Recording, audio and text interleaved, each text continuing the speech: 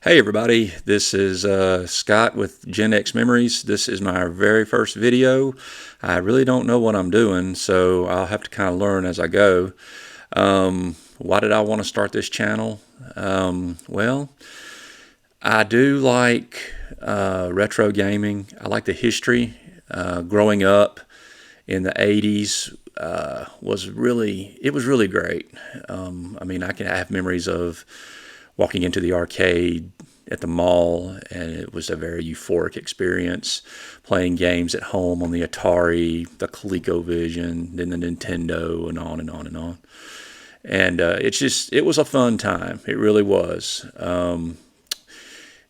Just different, innocent, and it was really great. I wouldn't trade growing up in the '80s for anything.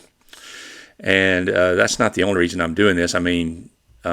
Obviously, at this point in my life, I've got to find a way to make some more money.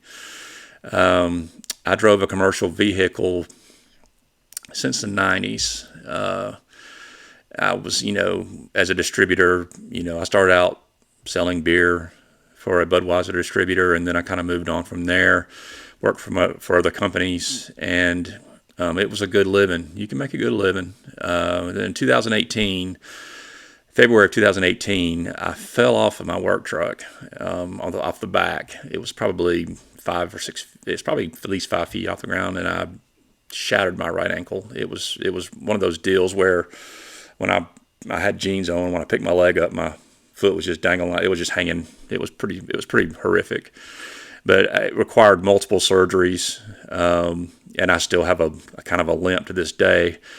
Luckily, I didn't have to have it amputated, but it did affect my ability to drive, especially a commercial vehicle. I just don't think I could do it anymore. Even driving a regular car, if I'm going any kind of distance, I use the cruise control a lot because my ankle gets real sore. So the one thing I had always done was kind of out, and I never went to college, so there wasn't a whole lot else out there. Of course, I was recovering for quite a long time. Then in 2020, I got a job working for a guy I know through my ex-wife's family. He has basically, I run an eBay side hustle for him. He has bought a ton of stuff at auctions, mostly electronics, large circuit breakers, different things like that, commercial type stuff. And basically, I just list the stuff for him on eBay, and when it sells, I pack it up and carry it to the post office. And I don't mind the job; it's very flexible because I have a special needs child, which I'll get to in a second. But I can kind of come and go as I please. But the only thing is that it just doesn't pay very much money. Not nearly what I'm used to make, driving a commercial vehicle and doing sales and such and that. So money is very, very tight, and frankly, I'm just tired of it.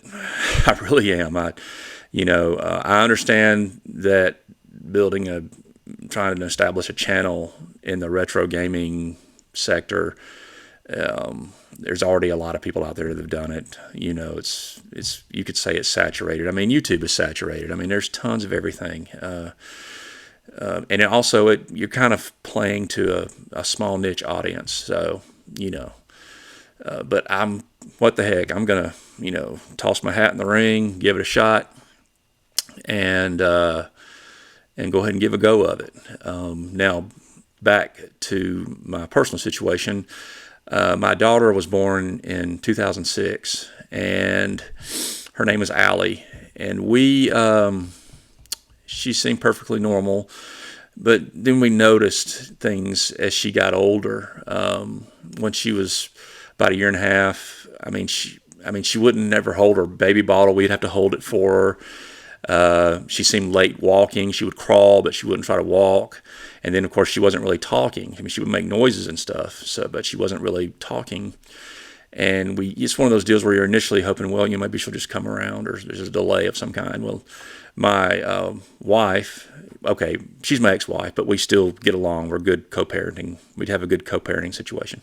Anyway, she was at the pool, at the YMCA pool with my daughter when she was about between 1.5 and 2 years old.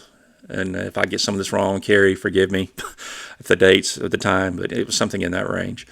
And my ex noticed that all these other kids that were younger than Allie are just jibber jabbering, talking to their mom and everybody, and you can understand what they're saying. And here our daughter is, she wasn't even really, you couldn't understand anything she said.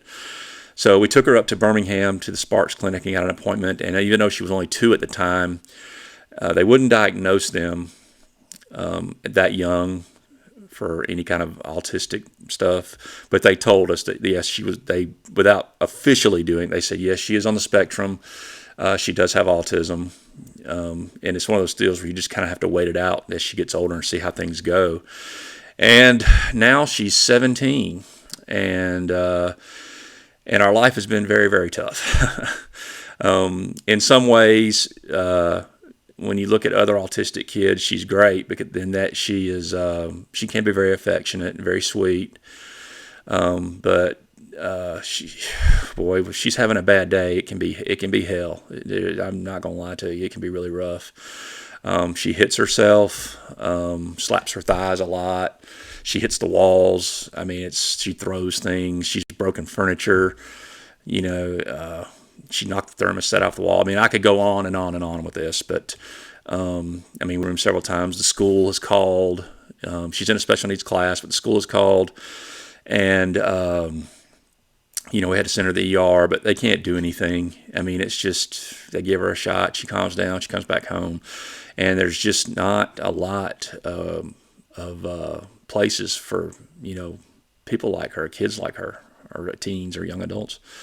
And anyway, my ex is she's been fantastic at just trying to get things done. I can help out with Allie. I mean, I can bathe her. I can help her finish when she gets done on the toilet. That was a great thing. By God, she didn't get potty trained until she was like 8 years old. I mean, dang. I mean, unfortunately, I'm a big guy. I'm like 6'4". So, she got my size. I mean, she's almost 6 feet tall. If she's not, she's right at it now. But anyway, when she got potty trained, that was great. It was like getting a raise because the pull-ups were so expensive. It's not like she's wearing diapers for a little baby. She's wearing bigger pull-ups. So that was a great thing when that happened. But she still needs help getting cleaned up. But I don't mind doing that. I can do any of that stuff. But when it comes to talking to these people on the phone, and it's just all they do is pass you around from one person to another person to another person. But Carrie does a great job at getting through that, and she's trying to get Allie placed into a place. Because I mean, if I'm not there and I have to work, Allie's 6-7 inches taller. She's a lot bigger than Carrie. Carrie can't handle her. You can't take her out in public because she says if she's going to do something, you literally be wrestling with her on the ground, and then somebody calls the kid police on you, which, we don't care, but, it's happened. But anyway, so there's been times where it's been incredibly stressful. You don't have much of a social life. Everybody tells you, oh, we don't mind if she's around, but they really do. Nobody really wants to be around her for that long, for the most part. But I don't blame them. I wouldn't either. It's just you have to see it, and I'll show some clips, that so y'all can see what I'm talking about. But anyway, so I'm working. I'm not making much money. My ex, she can't work. Nobody will keep Allie. It's just not a whole lot of options. She has to kind of be on call all the time, It's not uncommon for her to have to go get her from school sometimes, and, so it's just not practical. So money is incredibly tight, and I'm tired of it. And if I can, like I say, toss my hat in the ring and make some videos about stuff I loved when I was growing up, maybe video games, movies, stuff like that, what the heck, I'm a nice guy. Maybe y'all will like me, and y'all like the way I do it. So I'm going to put a link to my very first game. It's going to be Donkey Kong for the Atari 2600. That's going to be the first one I'm going to talk about, and I'll put a link to it down in bottom, and just check it out. And do me a favor. I've got a long way to go. From the brief stuff I've read, you have to have 1,000 subscribers, and so many hours of watch time before you can even apply for monetization, with YouTube. So I've got a long way to go. But hey, maybe you can be my first subscriber. So subscribe to the channel, hit the like button. I sure appreciate it. And check out my next video below. Thanks for listening, and you guys have a great day. Bye-bye.